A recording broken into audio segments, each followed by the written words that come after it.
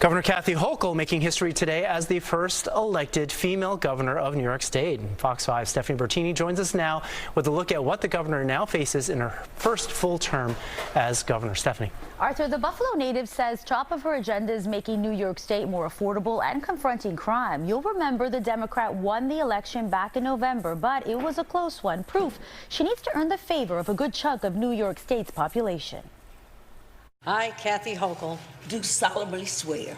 Do solemnly swear. Making history as the first female to be elected to lead the state of New York, Governor Kathy Hochul sworn in Albany on the very first day of 2023. And now as I stand before you, humbled by this honor, I'm ready to take on the fight. In her speech, the state's 57th governor referenced the women who made a difference politically and served to inspire her, including Hillary Clinton. She thanked those in New York State's political landscape, including Senate Majority Leader Chuck Schumer and New York City Mayor Eric Adams. My God, we're blessed in this state. We have the finest. The Buffalo native and career politician made sure to acknowledge her family, some of which were by her side as she was sworn in, including her husband, who is now assigned a first in history title as well. The love of my life, New York's first gentleman, Bill Hochul. Hochul defeated Republican Congressman Lee Zeldin, an ally of former President Donald Trump, in November's election to win the office that she took over in 2021 when former Governor Andrew Cuomo resigned.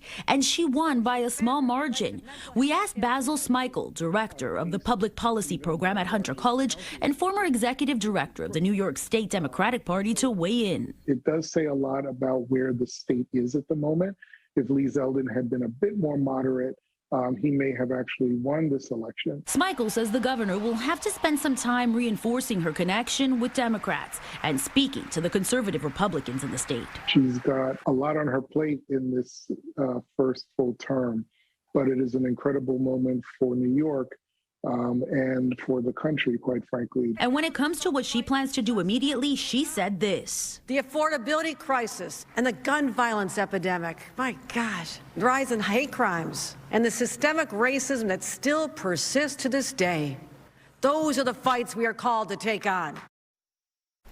The governor also talked about the toll the pandemic took on New York State and closed her speech with a tone of optimism.